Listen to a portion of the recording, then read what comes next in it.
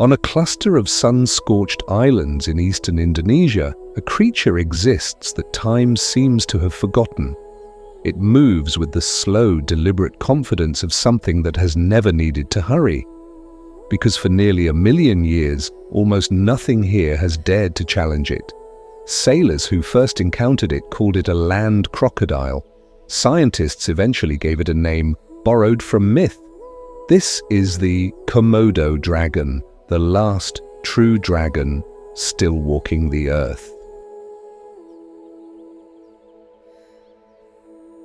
Its entire wild range is confined to a handful of volcanic islands within what is now Komodo National Park, Komodo, Rinca, Gili Motang, and the western coast of Flores in East Nusa Tenggara, Indonesia. Nowhere else on the planet does this creature exist in the wild. Roughly 3,000 individuals remain, scattered across a landscape of dry savanna, thorny monsoon forest, and rocky ridgelines baked by relentless equatorial sun for most of the year. For centuries, local fishermen and villagers knew these animals as ora, a word still used by some island communities today. The outside world only learned of the dragon's existence in 1910, when a Dutch colonial official received reports of a monstrous land crocodile and sent an expedition to investigate. What they found was unlike anything previously documented. A lizard, larger and more formidable than science believed possible. Fossil evidence suggests the lineage of giant monitor lizards stretches back over 4 million years, with ancestral roots tracing to Australia before isolation carried this branch onto the Indonesian islands. With no large mammalian predators to compete against for millions of years, the Komodo dragon evolved unchallenged into the apex of its world, a living relic from an age when reptiles, not mammals, ruled supreme. Today it stands as the largest living lizard on Earth. A fully grown male can reach lengths of up to 3 meters and weigh more than 90 kilograms, with some exceptional individuals recorded even larger. Its body is a fortress of muscle wrapped in armored bead-like scales reinforced with tiny bone deposits called osteoderms, a natural chainmail that makes its hide remarkably resistant to injury, even from the bites of rival dragons. Juveniles are born a vivid green and yellow, patterned to vanish among forest leaves. As they mature, their skin darkens into the dull grey-brown of volcanic stone, a color that lets adults dissolve into the dry savanna grass. A powerful tail, nearly as long as the body itself, serves as both weapon and counterbalance, while curved, dagger-like claws tip each of its 4 sturdy limbs. Hidden beneath its leathery face lies a skull engineered for violence. Like snakes, the Komodo dragon's lower jaw is loosely hinged, allowing it to widen its mouth and swallow enormous chunks of flesh whole. A flexible skull and expandable stomach mean a single dragon can consume prey far larger proportionally than almost any other land predator on Earth. But its true superpower lies in its tongue. Forked and constantly flicking the air, it gathers invisible scent particles and delivers them to the Jacobson's organ on the roof of its mouth, an extraordinarily sensitive chemical detector. Using this system, a Komodo dragon can detect the scent of a carcass or a wounded animal's blood from as far as 9.5 kilometers away, carried on shifting island winds. Its hearing is comparatively weak, tuned to a narrow range of frequencies, and its eyesight, while sharp for movement, struggles in dim light.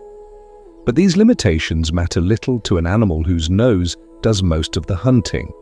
Despite its bulk, the Komodo dragon can sprint in short bursts at speeds up to 20 kilometers per hour, fast enough to punish prey that hesitates a moment too long, and it swims with surprising ease between neighboring islands.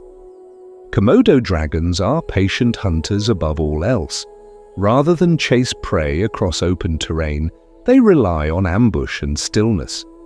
A dragon may lie motionless for hours along a game trail, its mottled hide blending into dry grass and shadow, waiting for a Timor deer, wild boar, or water buffalo to wander close enough for a single, decisive strike. Its serrated, shark-like teeth, constantly replaced throughout its life, are designed to shred flesh rather than crush bone. A single bite can tear deep, ragged wounds capable of severing tendons and major blood vessels in seconds. For decades, scientists assumed deadly bacteria in the dragon's saliva caused fatal infections in bitten prey, slowly poisoning animals that managed to escape. Modern research overturned that theory entirely. In a landmark study, scientists at the University of Melbourne confirmed that Komodo dragons possess true venom glands in their lower jaws, secreting compounds that prevent blood clotting, lower blood pressure, and induce shock, actively accelerating blood loss rather than relying on bacterial infection alone. A single bite is often enough to seal an animal's fate. Even if prey as large as a water buffalo manages to break free of the initial attack, the dragon rarely gives immediate chase.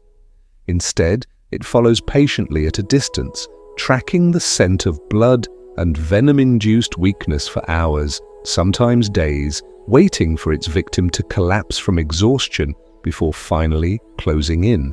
When a kill is finally made, the feast becomes a communal event governed by strict hierarchy. Larger, more dominant dragons feed first, tearing chunks of flesh and bone with explosive force, while smaller individuals circle nervously at the periphery, waiting their turn or scavenging scraps left behind. A single Komodo dragon can consume up to 80% of its own body weight in one sitting. For young Komodo dragons, the greatest danger in life is not other predators, it is their own kind. Adult dragons will readily kill and eat hatchlings given the chance, making early life a constant exercise in evasion. To survive, juveniles spend their first several years almost entirely in the trees, climbing with sharp claws to stay beyond the reach of cannibalistic adults below. High in the canopy, young dragons feast on insects, small lizards, and birds' eggs, growing slowly but steadily safer with each passing year. Only once they reach a size too large to be easily preyed upon do they finally descend to claim their place on the forest floor and savanna, joining the ranks of apex hunters they once feared.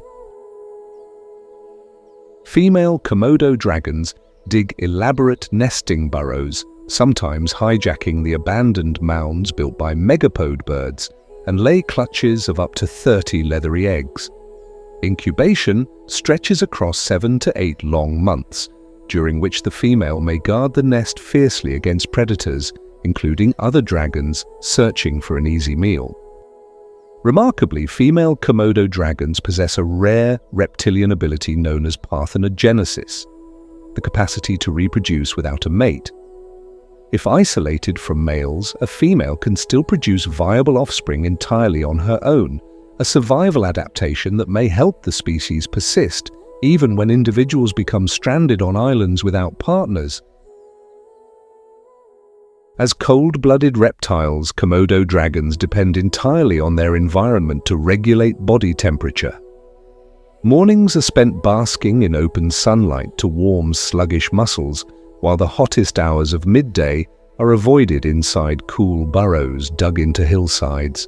As temperatures ease in late afternoon, the dragons emerge once more to hunt, patrol territory, or bask a final time before nightfall. During mating season, rival males engage in dramatic ritual combat, rising onto their hind legs and grappling chest to chest in a test of strength that can last several exhausting minutes. The defeated male is typically driven off rather than killed, leaving the victor to court a receptive female through a slow, deliberate display of tongue flicking and gentle scratching along her back and flanks.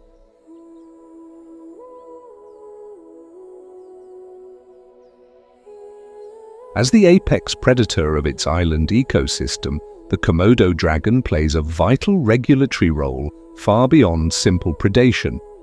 By preying on deer, wild pigs, and weakened buffalo, it keeps herbivore populations in check, preventing overgrazing of the island's fragile, drought-prone vegetation.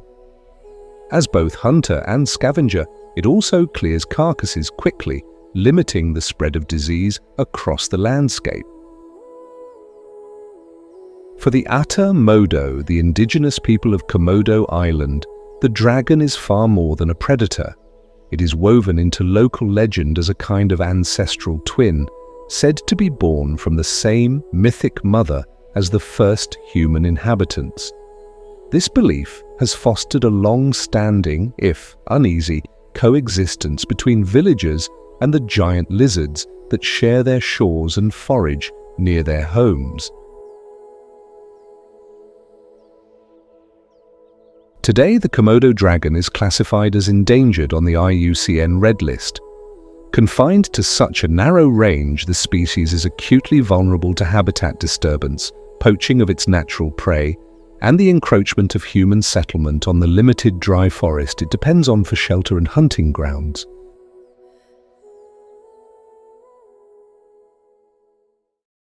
The most urgent long-term threat, however, comes from rising sea levels driven by climate change.